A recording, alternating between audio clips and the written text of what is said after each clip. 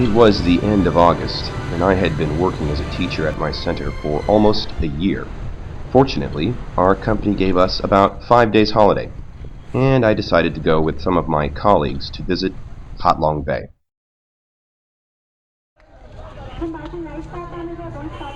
So late one morning, we found ourselves at the docks in Ha Long City, after a harrowing 3-hour bus ride from Hanoi, of course.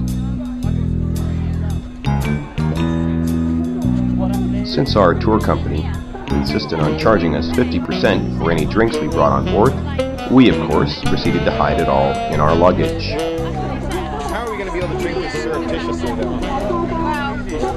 We'll figure it out later.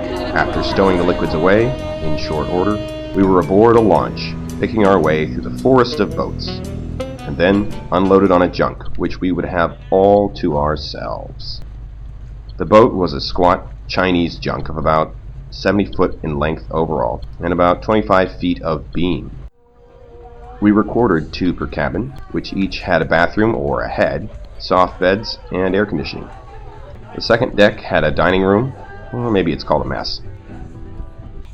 We went to the foredeck for tea. Tastes like Christmas. It does, doesn't it?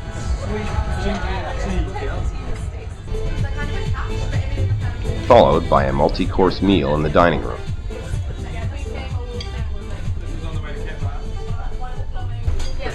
Not half an hour later, we were underway, out into the bay.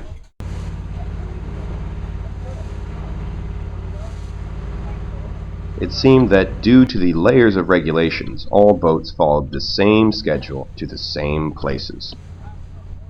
So we asked our crew to skip the cave and leapfrog ahead of the other tours into the heart of the islands.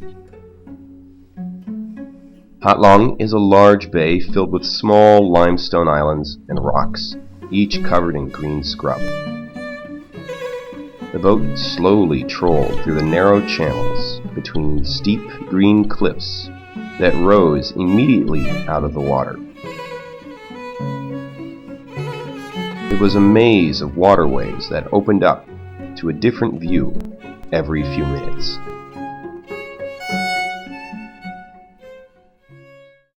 The weather was a bizarre smattering of rain squalls and sunshine, and these gave amazingly varied lighting conditions. Of course, we didn't just look. We also relaxed and talked and played Chinese chess. Does Reese need to go and get medical attention? What did he say now? He'd just woken up and he wasn't really that sure what was going on. A little ways into the bay, we stopped at a quiet sound with several little islands around our ship, and hooked up to one of the anchored buoys. It was nearly deserted, and we got into kayaks for a serene paddle around the area. Bomb for the reload. And the stillness was broken. Will everyone stop getting shot? By the melodious voice of Mr. Johnny. Marshall and Cameron taking up the rear. Naturally. Yeah. Too easy. So here we are on a kayak in Ha Long Bay. Beautiful limestone topography on a perfect day.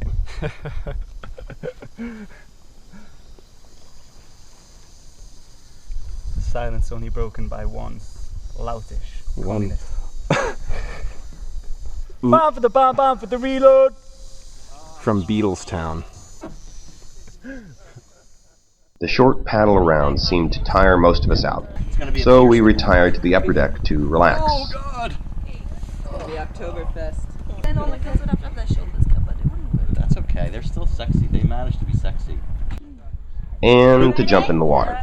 3, 2, 1, jump!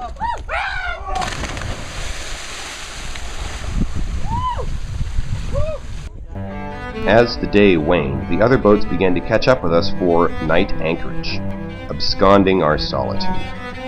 Yet even this did not eliminate the beauty of the location as the sun set. What a loser. Uh-oh. It's the Oriental Sails. And night set in while we waited for dinner to be prepared. Bound, bound, bound, bound for the reload, reload. With the melodious voice of the Scouser ringing out. Finally, we went to the galley, and dinner was served. After this, we broke out the cards for some Texas Hold'em. That's good. Yeah. That's good. That's good. And this is quite amazing, isn't it? You're like, wow. I will check. Okay, let's Using toothpicks for chips, but I was soon out, and I didn't opt for another buy-in. I'm in 12. Yet I stuck around to see who won. Surprisingly, the talkative lady in stripes won again, 1, 2. and again, taking all comers. Full house. Oh, bloody hell. Full house. Despite Marshall's coaching. Because, Cleaned out the master. Now, Full House Ed. see, No this is longer why I Full House wanted to Joe. tell you when it was happening. Ed now has Because there was math That was involved. good, man. Very good. Late in the evening, several of us went topside to talk and to watch the lightning storm overhead. I don't know, like, she's in there doing, like... I didn't stay up too late, and I turned in pretty early.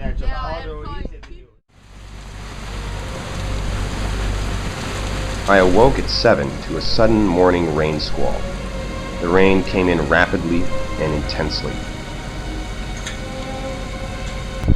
But it stopped, and the sky cleared just as quickly.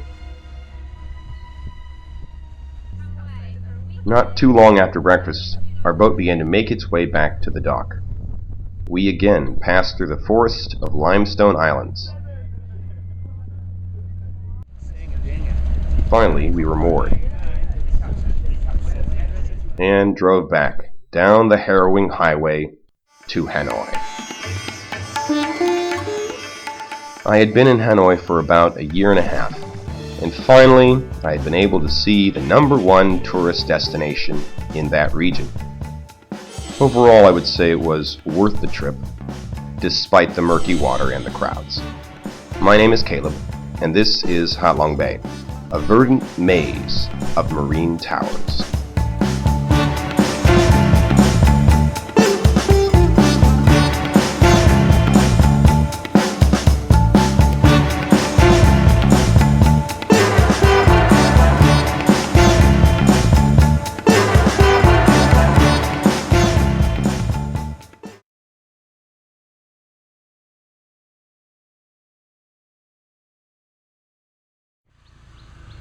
For 2 days I stayed at the hotel. It was affordable, but because of my overspending on clothes, I began to look for cheaper quarters still.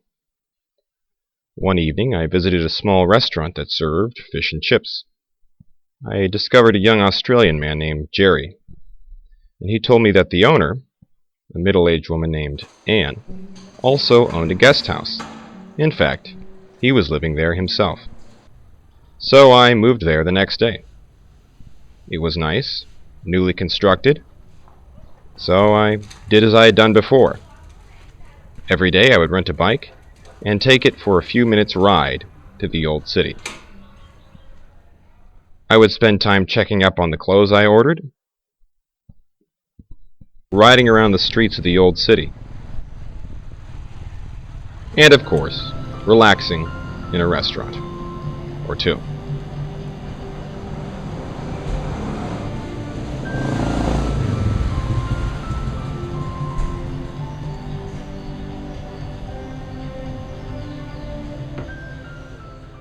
In the afternoon, I would usually return to the house, and sometimes I would head out for the beach, which was only 15 minutes away.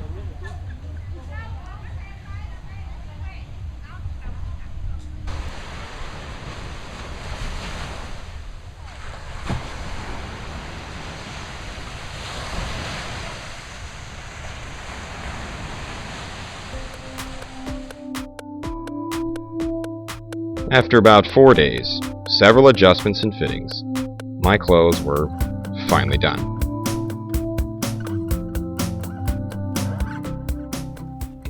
Later in the afternoon, after picking up my finished suits, I headed back to the old town. Down by the riverfront, I found a restaurant with a table overlooking the street and the bridge. As darkness fell, the crowds increased, ready to witness Hoi An's main attraction. Every 14th evening of the lunar month, Hoi An holds what's called a New Moon Festival. At about 6:30, the streets were blocked off to motorized traffic, and shortly thereafter, all buildings turned off their white lights, leaving only the colored lanterns to cast a warm glow over the buildings and off the water.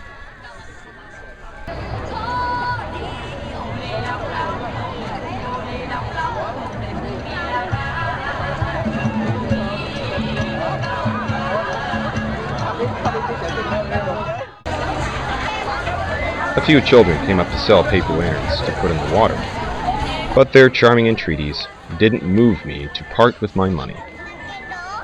Oh, no thank you. No thank you.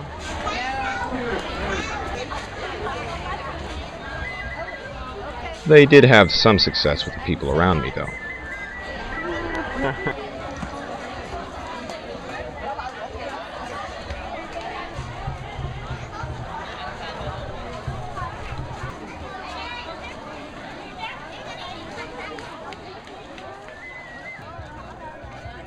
The waterfront, as well as the streets, were packed with visitors and locals.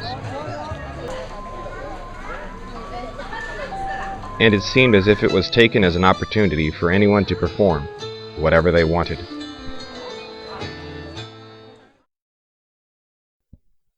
I walked back through the old town on the way home. The party was just getting started, but I was tired, and had an early start in the morning, taking a day trip north.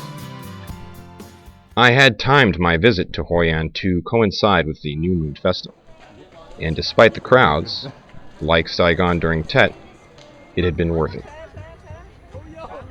An unforgettable nocturnal spectacle, with the old city of Hoi An as the stage and the star actor. My name is Caleb, and this is Vietnam's answer to Savile Row and Siena. Hoi An.